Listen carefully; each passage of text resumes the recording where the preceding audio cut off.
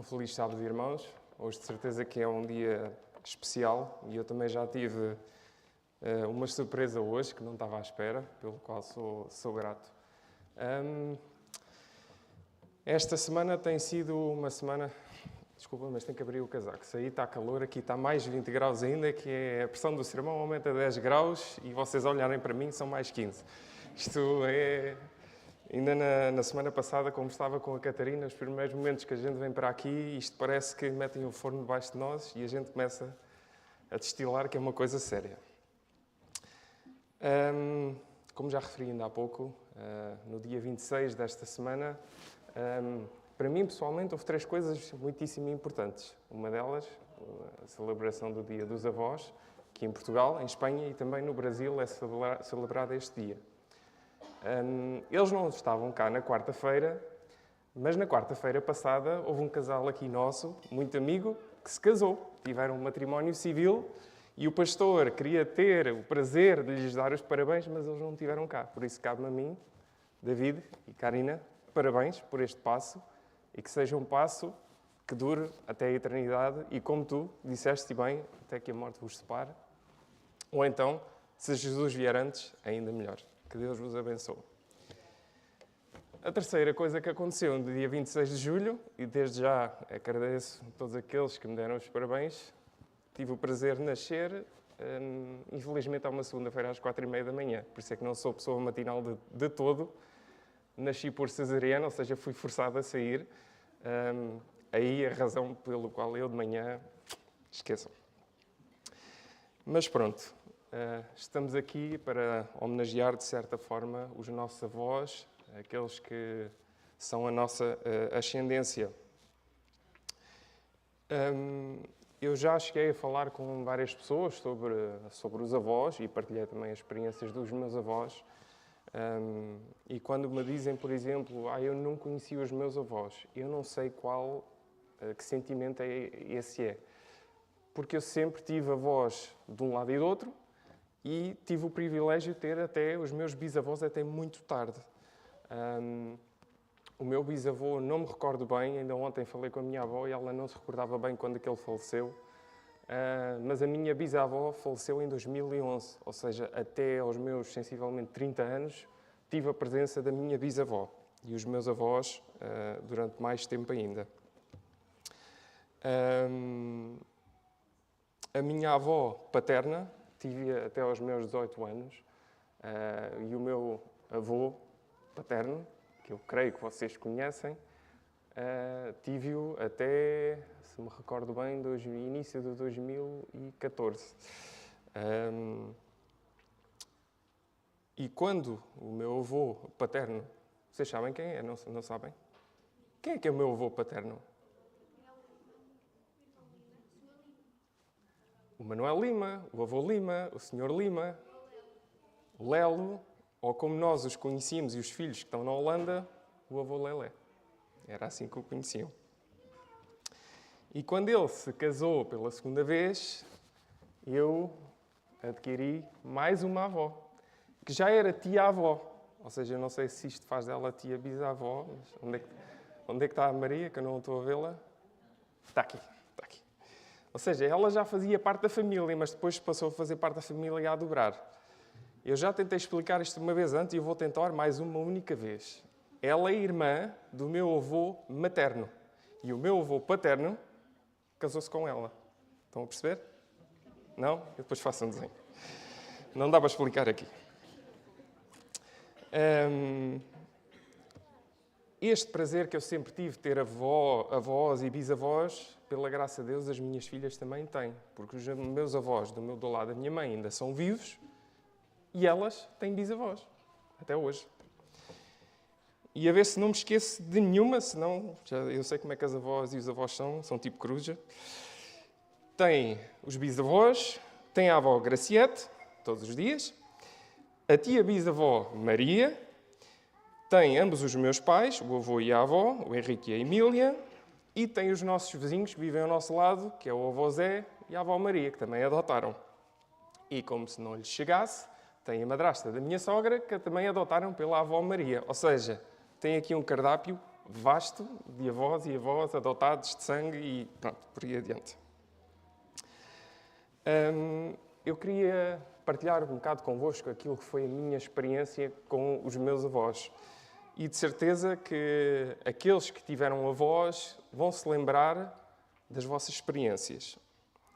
Eu, quando vinha aqui de férias, a minha avó, a Alzira, está aqui hoje também a filha dela, que é a surpresa que eu hoje não esperava, a minha tia e o meu primo, ela fazia-me uma coisa que eu só comia quando vinha cá de férias: sopas de leite com chocolate. E eu não gosto de leite quente, nem nunca gostei, nem nunca gostarei. Mas era a exceção, porque era as sopas de leite da avó. E digo-vos, caía que nada igual.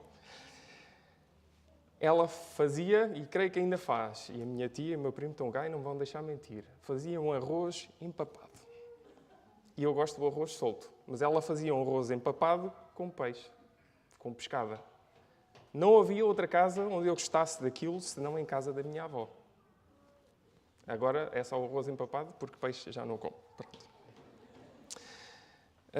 Tenho também memórias da minha avó ir à Holanda, ficar lá 3 meses, e era uma coisa que me trazia alegria, porque eu saía da escola e, em vez de chegar à escola e estar lá só, por exemplo, a minha mãe, ou estar à espera do meu pai, estava lá sempre a minha avó. E as sopas de leite vinham com ela, igualmente. Inclusive, a razão pelo qual eu também tive bisavós é que a minha avó se tornou avó, do lado da minha mãe, com 38 anos. Ou seja, há pessoas que se tornam mãe com essa idade, mas ela muito cedo se tornou avó. O meu avô António, o marido dela, durante muitos anos eu lhe suplicava para poder ir com ele no caminhão. O meu avô foi motorista durante muitos anos das Águas do Fastio e então Gerês. E eu durante muitos anos suplicava, e a minha avó dizia: ainda não podes, aquilo é perigoso, é muito novo, até chegar a uma idade que isso já não era questão, e então parte da minha rotina das férias era ir com o meu avô para o Gerês. Podia não fazer mais nada, podia não ir à praia, mas aquilo era como se fosse um ritual. Eu ia com o meu avô ao Gerês, ponto final, senão não eram férias. Anos mais tarde, e é isto, quando nós temos os avós e temos coisas em semelhante, podemos depois, parece que, devolver um bocadinho aquilo que eles nos dão. Quando eu estava na Holanda, ele também foi lá de férias com a minha avó, e durante 2 noites consecutivas, que eu fazia um turno da noite, ele foi comigo no caminhão, então os papéis inverteram-se. E como ainda tínhamos umas boas horas de caminho, fiz uma coisa que eu recomendo a todos os netos fazerem. Sentem-se com o vosso avô, ou avó, ou bisavô, se tiverem, e peçam para lhes contar a história de vida deles.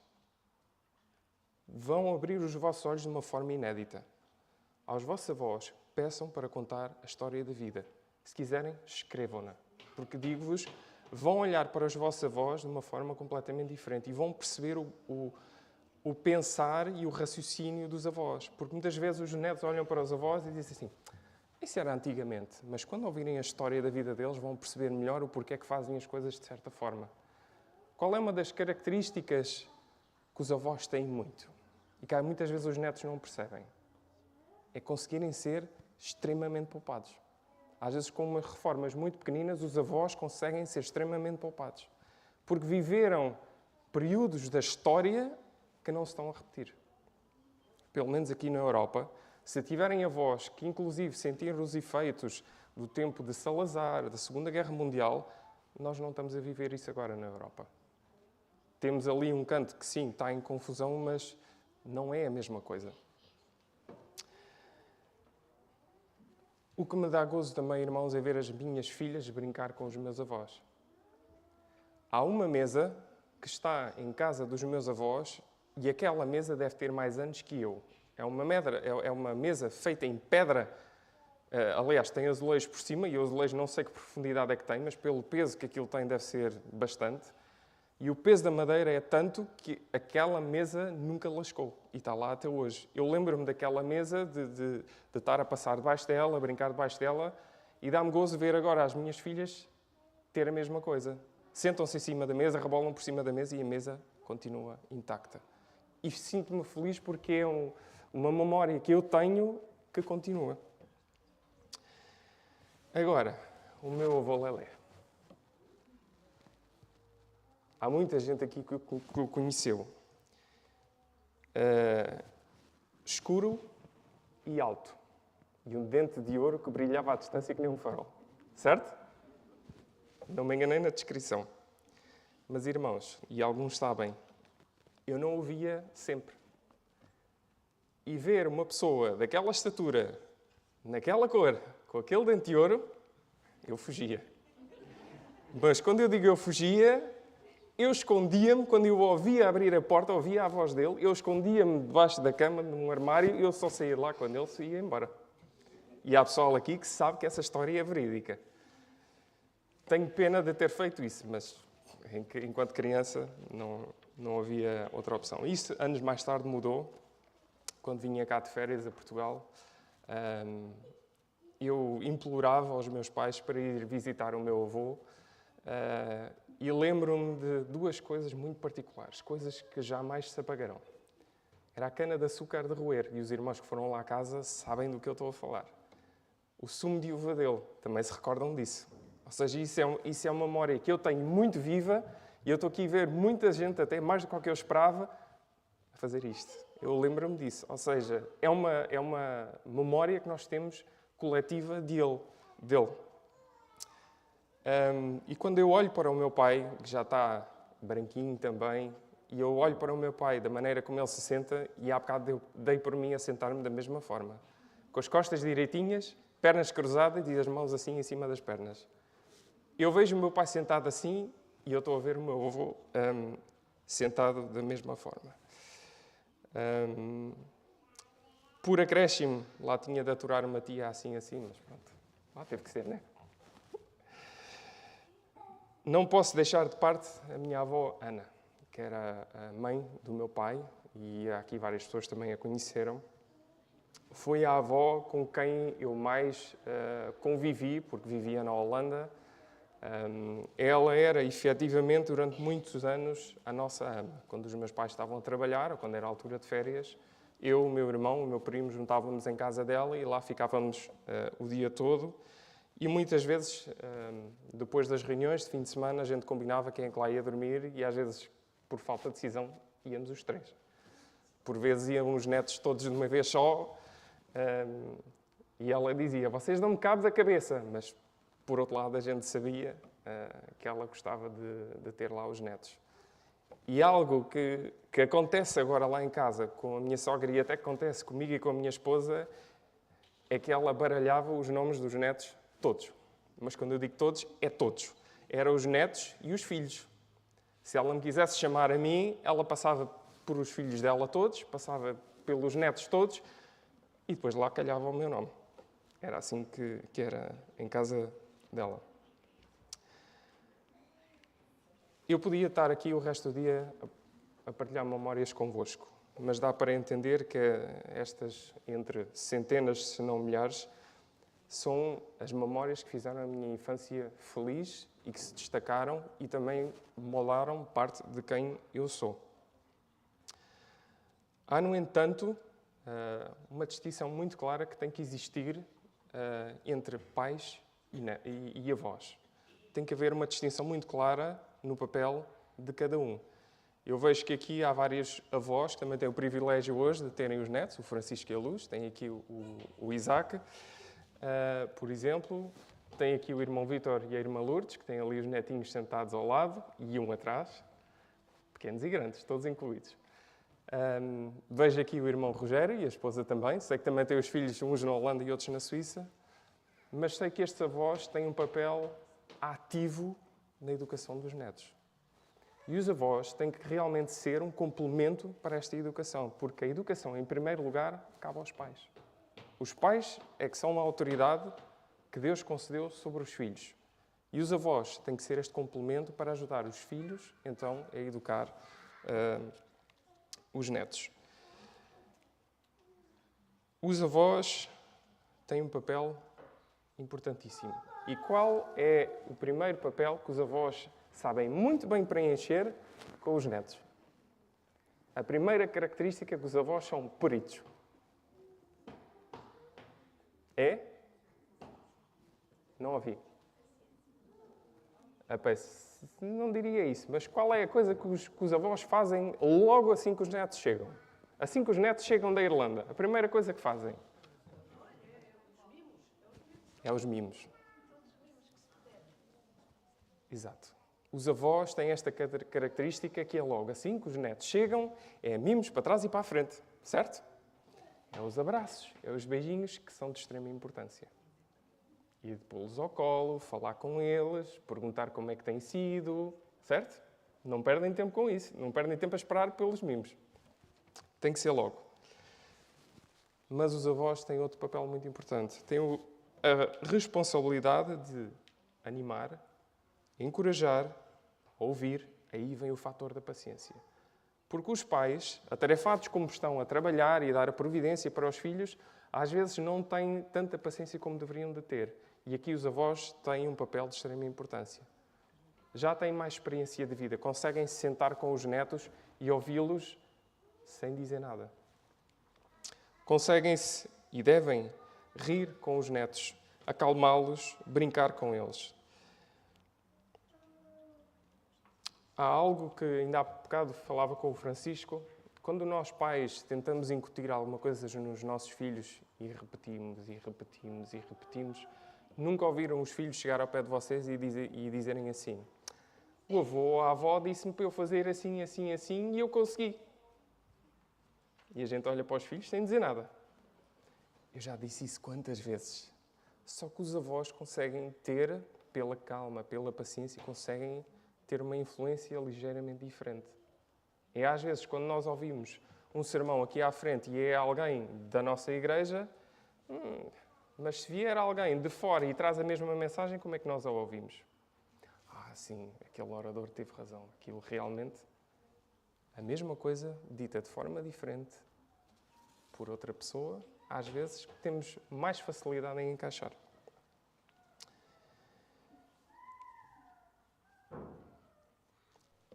Como há bocado tivemos num momento especial. O 5º mandamento, o que é que nos diz? Não estou a ouvir nada. 5º mandamento. Honra o teu pai e a tua mãe. Mas não é só isso. Muitas vezes dizemos isso, não é? Aos nossos filhos: olha, não te esqueças do 5º mandamento. Honra o teu pai e a tua mãe. E depois? E o que é que isto significa? Para que fisicamente vivamos mais? Para que os filhos conheçam a verdadeira felicidade em Deus. Uma vez que antes dos filhos atingirem a idade de ter a responsabilidade moral, os pais são para eles como representantes de Deus. Ou seja, o caráter de Deus tem que transparecer pelos pais para os filhos. É lógico e apropriado que este primeiro dever seja relacionado com os pais. Outro objetivo deste mandamento é criar respeito por toda a autoridade legítima, que inclui também os avós. Esse respeito começa com a atitude dos filhos para com os pais. Na mente da criança, isto se torna uma base para uma vida inteira de obediência e respeito devido àqueles que são colocados de forma legítima, com autoridade e obediência por parte dos que lhes estão sujeitos. Há uma citação que encontrei no senhor, que vive já há muitos anos nos Estados Unidos, e ele dizia, e provavelmente é este o movimento que eu vou ver muita gente fazer: é mais fácil criar uma criança forte de caráter do que consertar um homem quebrado. Certo? As coisas, e o irmão Francisco já o ouvi dizer isso várias vezes, os problemas não resolvidos em criança voltam na adolescência ou já em adultos. E depois, para resolver essas questões, vai ser muito mais complicado. Está incluído no espírito deste mandamento o pensamento de que os que governam no lar e fora dele devem ser conduzidos de tal forma que sejam dignos de respeito e obediência por parte dos que lhe estão sujeitos. Eu queria abrir a Bíblia agora convosco para vermos um exemplo deste trabalho feito de forma digna, feito de uma forma guiada pelo Espírito Santo. E encontra-se em 2 Timóteo, no capítulo 1, os versos 2 a 6. Penso que será na Bíblia o único exemplo em que há este complemento entre mãe e avó. 2 Timóteo, capítulo 1, versos 2 a 6. A Timóteo, meu amado filho, graça, misericórdia e paz da parte de Deus Pai e de Cristo Jesus, Senhor nosso. Dou graças a Deus, a quem desde os meus antepassados sirvo com uma consciência pura, de que sem cessar faço memória de ti nas minhas orações, noite e dia, desejando muito ver-te, lembrando-me das tuas lágrimas para me encher de gozo, trazendo à memória a fé não fingida que em ti há, a qual habitou, e aqui vem, primeiro em tua avó, Lloyd, e em tua mãe, Eunice, e estou certo de que também habita em ti, por cujo motivo te lembro que despertes o dom de Deus que existe em ti, pela imposição das minhas mãos. É o único exemplo que eu conheço na Bíblia em que tem estes dois complementos. É a avó, a ascendência e a mãe. Embora a Bíblia nunca mais fale sobre Lloyd, Paulo achou importante mencionar esta avó. Ela, sendo uma avó de origem judia, qual é que era a preocupação? Que o seu neto tivesse a educação apropriada e fosse também um auxílio para Eunice. Mas Lloyd, enquanto avó, cumpriu o seu papel. E porquê que este papel de Lloyd foi tão essencial? Vamos a Atos, o capítulo 16. Atos 16, os versos 1 e 2. Porque, embora seja a única vez que a Bíblia fala em Lloyd, não é a única vez na Bíblia que a Bíblia fala de Eunice. Atos 16, versos 1 a 2. E chegou a Derbe e Listra, isto sendo Paulo. E eis que estava ali um certo discípulo, por nome Timóteo, filho de uma judia, que era crente, mas pai de grego. Está aqui a segunda menção de Eunice. Era mãe judia, crente. No entanto, o pai de Timóteo era grego e não era crente. E então houve este reforço e este papel desempenhado de forma digna por parte de Lloyd a ajudar a sua filha a empurrar Timóteo na direção certa. Tanto que no verso 3 diz-nos assim: Paulo quis que este Timóteo fosse com ele e, tomando-o, circuncidou por causa dos judeus que estavam naqueles lugares, porque todos sabiam que seu pai era grego. Ou seja, houve aqui um cuidado também especial da parte de Paulo para fincar esta identidade de Timóteo. Como já lemos em 2 Timóteo, ele viu neste jovem uma fé não fingida, mas esta fé não fingida foi-lhe incutida desde criança, pela mãe e pela avó. Ambas estavam muito bem cientes do papel a preencher e a responsabilidade de elevar este jovem diariamente diante do altar do Senhor. Embora só tenhamos um versículo desta avó e desta mãe em conjunto, Timóteo conta a sua história através da própria vida. Recebemos muitas informações, em 2 e 1 Timóteo, sobre o impacto e o serviço deste jovem. Ele era o legado de Lloyd e Eunice. Timóteo era tão importante que Paulo se lembrava nas suas orações de dia e de noite. E como vemos em 2 Timóteo, capítulo 1, verso 2, Paulo tinha carinho por ele, chamava-o por meu amado filho.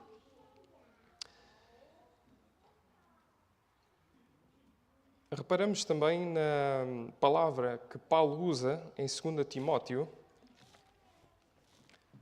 2 Timóteo, capítulo 3 e o verso 15, o que nos confirma que isto não foi um trabalho de acaso, não foi algo que correu bem só porque sim. 2 Timóteo 3, 15. E que desde a tua meninice sabes as sagradas Escrituras que podem fazer-te sábio para a salvação pela fé que há em Cristo. Mesmo quando muito pequeno, podíamos dizer até desde bebê, estas mulheres investiram na educação espiritual deste menino. E o valor compartilhado com as verdades espirituais com os pequenos é incalculável. Há um grande propósito e valor em investir na próxima geração. Mesmo em uma casa espiritualmente dividida, elas não desistiriam de compartilhar a verdade da palavra de Deus. Isto nos diz que elas tinham as prioridades alinhadas. Sua intencionalidade levou um homem de respeito, integridade e missão. Talvez possamos ser um pai ou uma mãe, um avô ou uma avó que está em casa ou que serve na igreja, no ministério infantil e o trabalho não está registado nas Escrituras. Assim como muitos pais nunca receberão um muito obrigado. Filhos, já chegaram ao pé dos vossos pais e agradeceram pela educação que receberam? Já chegaram ao pé dos vossos avós e receberam e agradeceram pela educação que os vossos avós vos deram? No entanto, o trabalho de uma mãe, de um pai, de um avô e de uma avó é de extrema importância. Lembremos-nos que Jesus nasceu numa simples manjedoura, mas tornou-se o nosso Salvador. O rei Davi que cresceu com um pastorzinho e tornou-se o rei que conhecemos que ele foi. A rainha Esther, uma órfã criada por seu tio, não tinha os seus pais de perto. Mas todos estes tinham a educação espiritual digna de serem servos do céu. O exemplo de José, que embora vivesse numa família disfuncional, a educação que recebeu e aquilo que ele acatou levou a ser governador do Egito. Quando Deus trabalha dos nossos filhos, são estes os resultados que temos. Os irmãos já observaram alguma vez um vidreiro a trabalhar, a formar um vaso de vidro? Já viram como é que isso é feito? Há pouco tempo atrás li um artigo que aqui na nossa zona, como temos aqui na Marinha Grande, temos uma indústria muito grande de vidro. E há pessoas a virem da América do Sul, e eu li sobre um senhor que veio da Colômbia e que aprendeu cá o ofício. E estão com dificuldade em arranjar pessoas para ter este ofício. Se os irmãos já viram, aquilo tem que haver um equilíbrio muito grande em o soprar para formar o vidro e para ele ficar bem redondinho. Aquilo é de um cuidado que eu digo-vos, é uma coisa inédita. Se ainda nunca viram, pesquisem. Mas é o nível deste cuidado que temos que ter na educação dos filhos e dos netos. Temos que ser meticulosos, temos que ser intencionais. A Edna, no início da escola sabatina, leu parte de um verso que eu queria partilhar convosco e não vou alongar mais. No livro de Provérbios, o capítulo 17, Provérbios 17, e achei uma descrição muito bonita daquilo que tem que ser o resultado desta educação intencional por parte dos pais e por parte dos avós. Provérbios, capítulo 17, verso 6. O pastor às vezes aqui usa o termo velhinhos. E eu fico, às vezes quando ele usava esse termo, eu ficava assim, velhinhos, não é a palavra mais bonita. Idosos, é mais bonito. Até que eu dei de caras com a minha tradução. E os mais idosos, perdoem, mas aqui diz literalmente assim: a coroa dos velhos são os filhos dos filhos. A coroa dos velhinhos, dos idosos, e traduzindo para o tema de hoje, a coroa dos avós são os filhos dos filhos. Avós, já pensaram que quanto melhor foi a educação que vocês deram aos vossos filhos, melhor será a educação dos vossos netos? De forma ajustada, os pais irão adaptar a educação aos seus filhos porque são eles que melhor conhecem os seus filhos. Isso é ponto assente. Mas vai haver traços que herdaram dos avós, traços positivos, e trabalhem para que os traços negativos não permeiem. Os traços positivos que vieram dos pais, passem por eles para os filhos. Os pais que aqui estão nunca se encontraram em momentos a educar os vossos filhos, mas tirar só parte da educação que receberam dos vossos pais? Fizeram exatamente igual aos vossos pais? Se fizeram igualzinho aos vossos pais, porque alguma coisa não bate certo.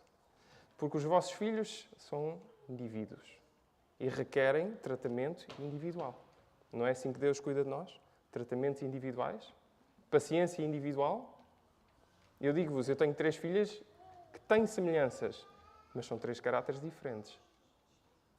A base é igual, mas a paciência tem que ser diferente. A minha esposa muitas vezes me diz: olha que com esta tens que ser mais paciente aqui. Com esta tens que ser mais sensível neste ponto. E é isto, nós temos que adaptar a educação dos nossos filhos, e aqueles que tiverem mais filhos vão ter mais trabalho, que é mesmo assim. Mas a educação que nós recebemos dos nossos pais e que depois passamos para os nossos filhos, há coisas ali que reconhecemos. Coisas que nós ouvimos enquanto criança e que pensamos na altura: eu jamais vou dizer isso aos nossos filhos. Quantas vezes é que já morderam na língua? Que estão a dizer uma frase aos vossos filhos, seja o que for, uma repreensão, talvez, e vão ao meio da frase e, de repente, aquela frase é muito conhecida. Mas é, por vezes, assim tão mau? Ou será que isso significa que alguma coisa dos nossos pais ficou e esse legado está a passar para os nossos filhos, os netos dos nossos pais? Como eu já partilhei convosco há bocado, eu tenho muitas boas memórias dos meus avós, dos meus bisavós. Uma das coisas que eu absolutamente não gostava quando ia visitar os meus bisavós era a carrada de moscas que havia por lá. Porque o meu bisavô tinha gado. E, inerentemente, havia moscas. Mas agora, quando eu vou lá a essa casa, que fica ao lado da casa dos meus avós, não é a mesma coisa. A casa... Não há moscas, exato, não há moscas. A casa foi toda arranjada, foi toda pintada. Sim, ele continua a destilar cá em cima. Mas a casa parece que não é a mesma. Não está lá o meu avô João a segurar o bastão dele. Não está lá a minha bisavó. Mas ficam as recordações. E essas recordações ficam porque tive lá tempo a aturar essas moscas todas. Mas o importante que ficou é que eu tenho saudades deles. Lembro-me deles como se estivessem à minha frente. Embora não tenha tido o meu avô Lelé sempre, via uma vez por ano, ou quando ele ia lá à Holanda, não o via, mas isso era culpa minha, mas ficam as memórias. Não tenho assim tantas memórias dele, assim tão vivas como tenho dos meus outros avós.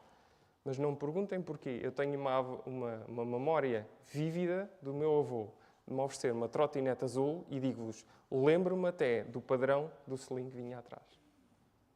Era o xadrez branco e preto. Lembro-me de ter um refletor vermelho assim deste tamanho na traseira. Lembro-me das rodas serem brancas. Porquê é que isso ficou?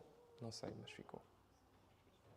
Avós, vocês podem ter uma impressão tremenda e que vai permear pelo resto da vida dos vossos netos. O vosso papel é de extrema importância. Os mimos são importantíssimos. Os mimos não chegam. E às vezes, e temos o ditado cá em Portugal, os pais é para educar e os avós? Para estragar? Não. Para serem um complemento. Se fizeram um bom trabalho com os vossos filhos, de vez em quando só terão o trabalhinho de dar uma ajudinha aos vossos filhos. Vocês já passaram por isso. Sabem o que é educar filhos. Sabem também ensinar paciência aos vossos filhos, que é o que às vezes nos falta. E eu dou uma mão palmatória. Atrafados como estamos, nem sempre temos o tempo devido para os nossos filhos. E os avós aí têm um importante papel a desempenhar. Avós, pais e filhinhos. Que sejam guiados por Deus, pelo seu Espírito Santo. E que a experiência que eu tive até agora com os meus avós, com os meus bisavós, que vocês também o possam ter pela graça de Deus. Tenham um sábado abençoado.